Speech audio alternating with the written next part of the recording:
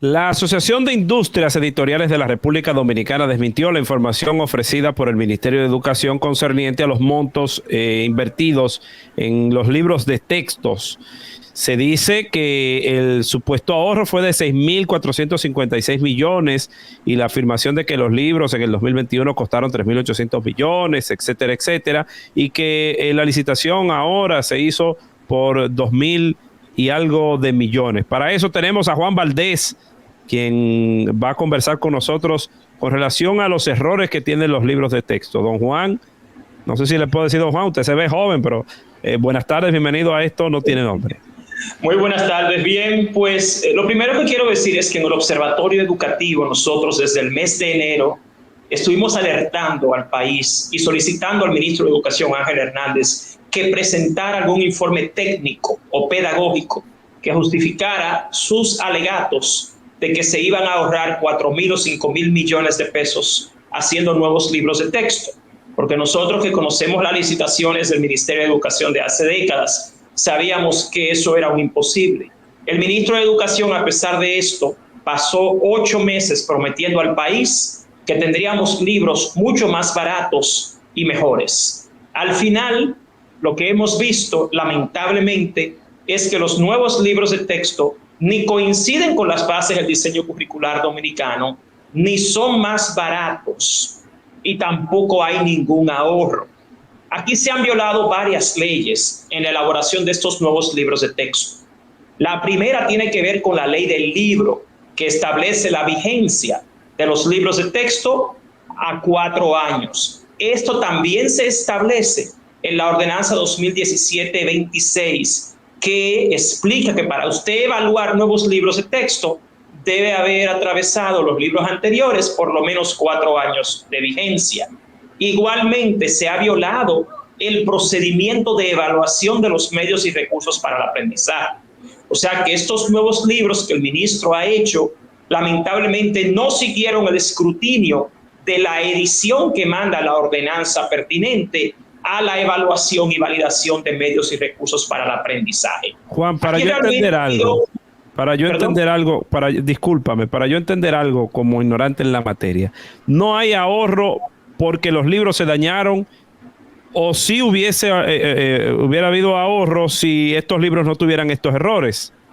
Mira, lo primero es que los libros ahora tienen 67 páginas menos que en 2021. Cuando tú calculas cuánto ha costado producir estos libros, tenemos 307 millones gastados exclusivamente en la edición y autoría de los libros y unos 880 millones gastados en la impresión. En tal sentido, en 2021 se produjeron 405 títulos. Ahora se han producido solo 191 títulos.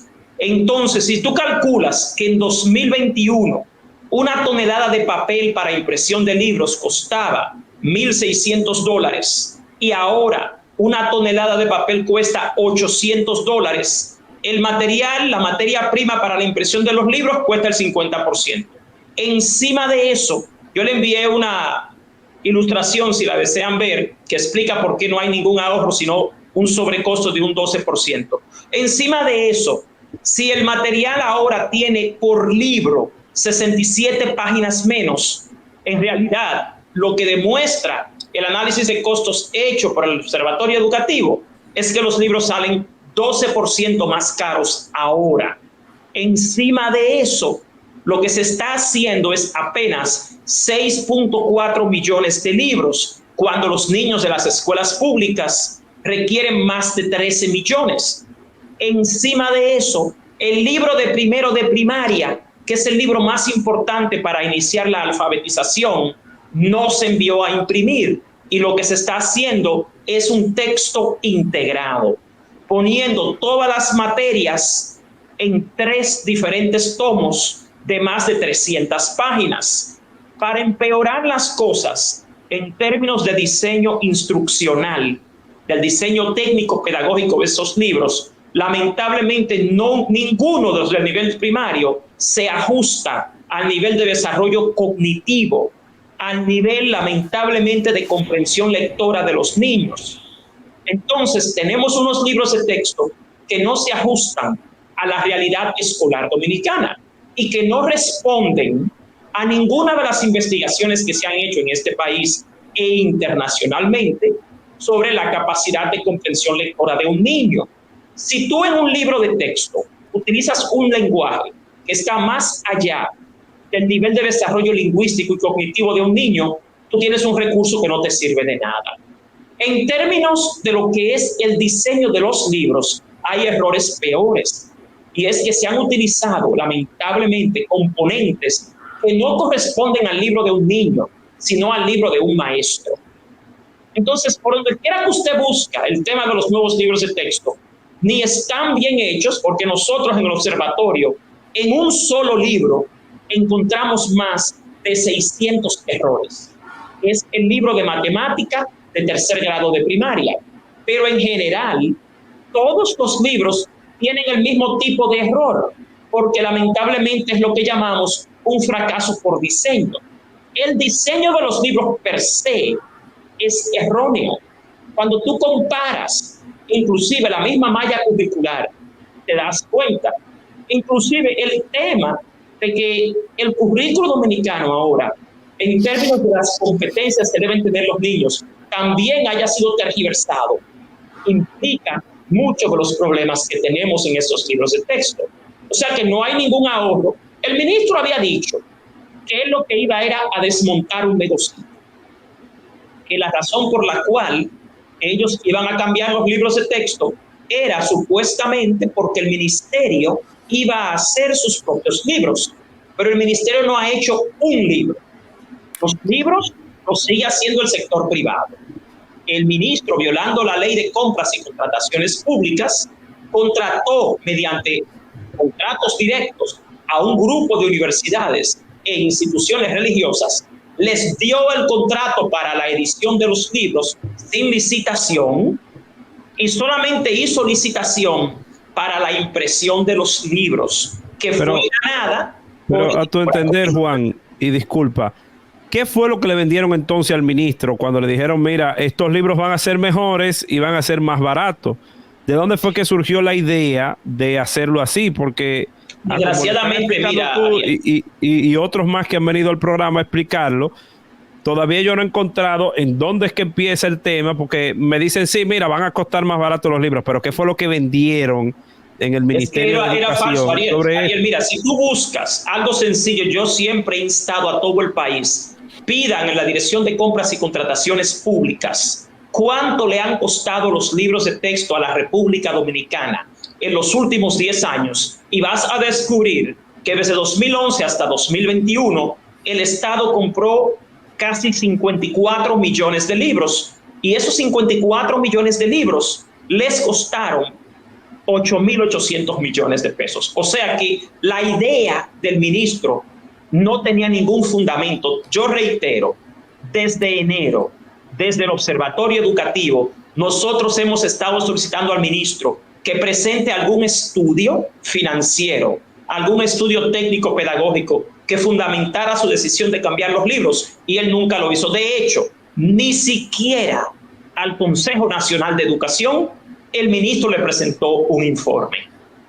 Peor, el día que se aprobó esta nueva bibliografía, los miembros del Consejo Nacional de Educación ni siquiera habían visto los libros.